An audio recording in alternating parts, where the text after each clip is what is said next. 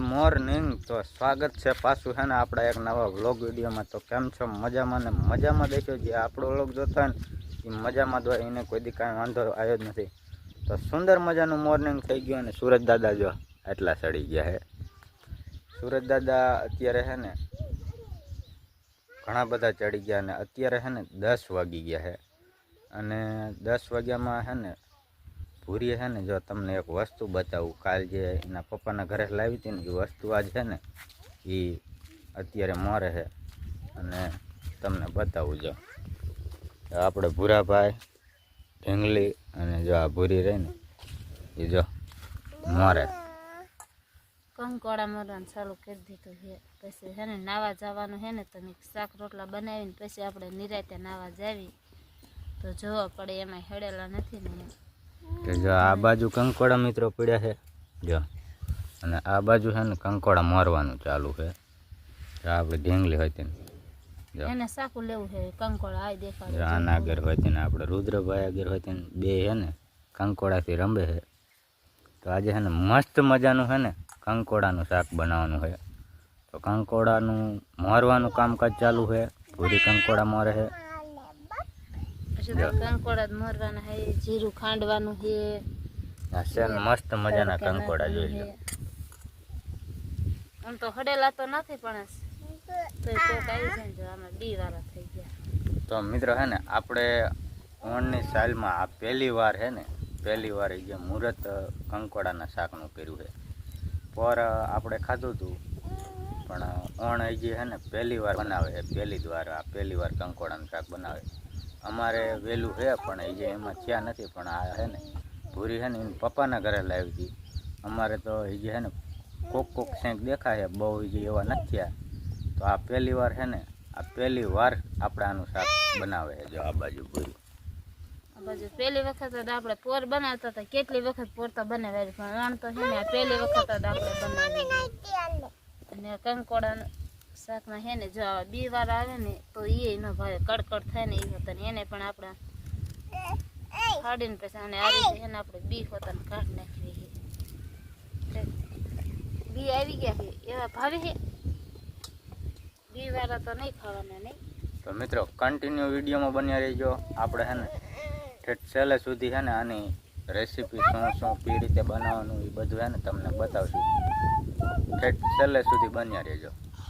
તો ફાઇનલી છે ને 12 વાગી ગયા છે અને જો 12 વાગી ગયા ને તો આપણે આ બાજુ કંકોડા પડ્યા છે, આંકરા જીરું પણ આપણે ખાંડવાનું છે, આ બાજુ લહણ ફોલીને મૂક્યું છે ને તપેલામાં તેલ નાખી દીધું છે અને છે ને તેલ હમણાં આવી જશે તો આપણે છે ને શાક બનાવવાનું કંકોડાનું છે। તો આપણે હજુ તો ખોડવા સડતા સડે ને તો જીરું ખંડાઈ જશે કે જીરું તો થોડુંક ટાઢું છે ને એટલે હજુ ન ખાંડું એમ થતું, થોડુંક તપી જાય ને પછી આપણે જીરું શાક સડતા સડે ને તો જીરું ખાંડી નાખવાનું છે। અને આપણે પહેલાં તો છે ને લસણ અને ભેરવી નાખવી, આમાં નાખી અને જો આપણે ખાંડડીમાં લસણ નાખી દીધું છે અને એને ભેરવવાનું છે ને ડબરામાં મરચું ભરીને પણ આપણે બધું તૈયાર કરીને અહીંયા બેઠા છે।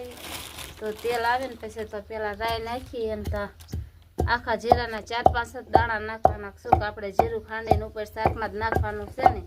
તો આપણે તો જો આ કંકોડાનું શાક હોય કે ગમીનું શાક હોય, ઊંધિયું બનાવીને તેવી બધી વસ્તુ હોય શાકમાં નાખવાનું। બાકીને તો આપણે કોથમરી તો કાયમ હોય જ, કોથમરી કોક દીક જ એવું બને કે આ ન હોય, ક્યારેક ગામે ન લાવ્યા હોય ને તો, નહીંતર છે ને આપણે કાયમ ઈ તો હોય જ। તો આપણે છે ને જે નાખતા હોય રાઈ જીરું અને મસાલો એવું નાખતા હોય ને એ જ આપણે શાકમાં નાખવી છે। અને કોઈ એવું આપણે એવું નહીં કે આ વસ્તુ આટલી બધી લાવીને આપણે નાખવી, આપણે તો કાયમ આવું જ શાક દેશી થાવ બનાવવાનું કે કંકોડાનું, એટલે જો કંકોડાનું બીજું એમાં તો એક મીઠો લીમડો ને એવું, એના સિવાય બીજું કંઈ ભેરવવાનું નહીં આમાં। શું કે આ શાકમાં તો છે ને જરાય પાણી તો આવે જ નહીં, નકર કોરું મોરું બનાવવાનું હોય ને તેલમાં સેડવવાનું હોય ને એટલે આપણે છે ને શાકમાં પાણી એમાં ન હોય એટલે આપણે બીજું કાંઈ ન નાખીએ। આમ નાખીએ એવું તો ઘણું છે, રીંગણા છે, બટેકા છે, ડુંગળી પડી છે, બધું છે, ગવાર છે, પણ છે ને ગમે એનું આપણે શાક બનાવીને એનું એક જ શાક બનાવી, એ શાકમાં જ સ્વાદ આવે। આ 18 જાતનું ભેગું કરવીને એ શાકમાં મજા ન આવે ને। તો હાલો આપણે છે ને 12 વાગી જાય ને તો એ ફટાફટ છે ને આપણે પહેલાં શાક બનાવી નાખવી। શાક બનાવી પછી આપણે છે ને બાજરાના રોટલા બનાવવાના છે, તો આપણે કેટલા 3 રોટલા જ બનાવવાના હોય બાજરાના। તો તેલ આવી ગયું હોય ને એવું લાગે છે થોડું થોડું. તો આપણે છે ને હવે તેલ તો આવી ગયું છે. તો હાલો આપણે પહેલાં છે ને રાયના થોડાક દાણા લઈને નાખી દેવી. આટલી જ રાય નાખવાની, આપણે જાજી રાય ના નાખતા. જો રાય પણ આવી ગઈ છે, ફટફટ ફૂટવા માંડી છે. તો હવે છે ને મીઠો લીમડો અને જીરાના 2-4 દાણા નાખી દેવી. પછી તો આખું નથી નાખવાનું, ખાંડીને જ નાખવાનું. ખૂટી દીધું ને તો કાલે મારી મમ્મીને એને ઓલેથી લાવી હતી. તો આપણે જો મીઠો લીમડો નાખી દીધો ને જીરું નાખી દીધું છે. તો હવે છે ને ફોડવા પહેલાં આપણે છે ને સરસ મરીને ધોઈ નાખવી. આ રીતે આને ધોવા પડે. આ તો શું કે વેલામાં હોય એટલે ઈવેરું બીવેરું ટીંગાતી હોય એમાં એવું જોઈને તો ન ભાવે. એટલે આને છે ને આપણે અસલ જ મજાના ધોઈ નાખવી. તો આપણે છે ને આ રીતે આને ફોડવા ધોઈ નાખ્યા આપણે.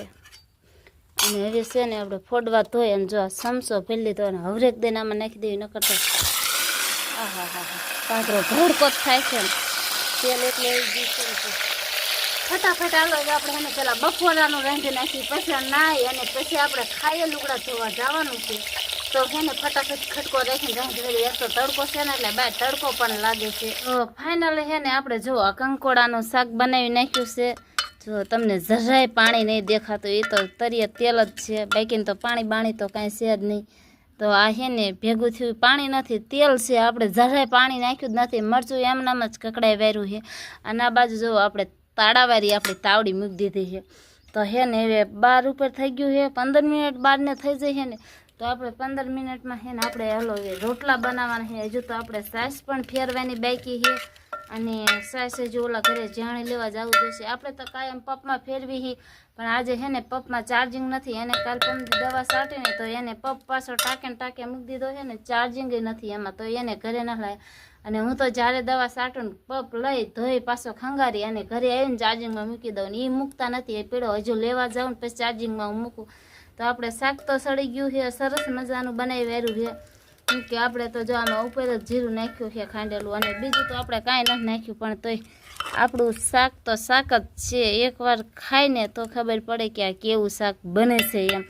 કોઈ ઘોડે કોઈ જાત ભાતનું આપણે નથી બનાવતા ને તોય એવું સરસ મજાનું આપણે શાક બનાવી નાખ્યું છે. તો આને છે ને ઢાંકીને મૂકી દેવી આપણે. તો હાલો તો આપણે ફટાફટ છે ને પેલા રોટલા બનાવી નાખવી. હવે તો ટેમ થતો જાય ને બડબડિયા બોલતા જાય, પેટમાં પણ ઉંદાડા મીંડા તોડવા.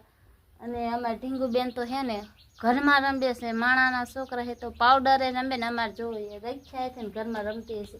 આ બાજુ બેઠી બેઠી છે ને અહીંયા રમે. બીજો સૂલો પડ્યો છે ને ઘરમાં.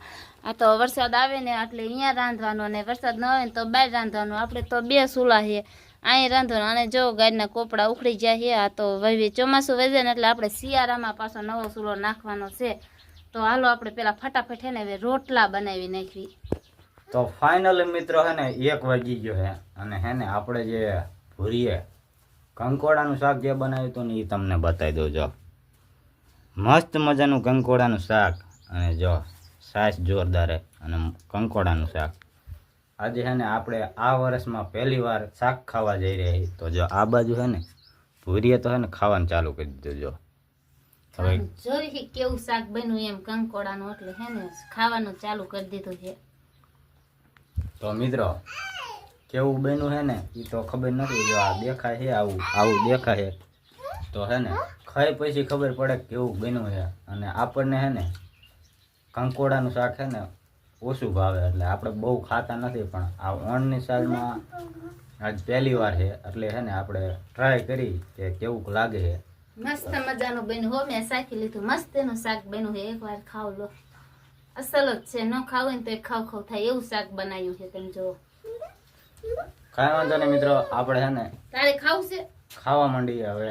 ભૂખે લાગી છે. હવે કેવું બન્યું હોય ખાઈ ટ્રાય કરી. ભાવે એક ના ભાવે, આપણે બહુ ખાતા જ નથી તો ખાઈ આવું.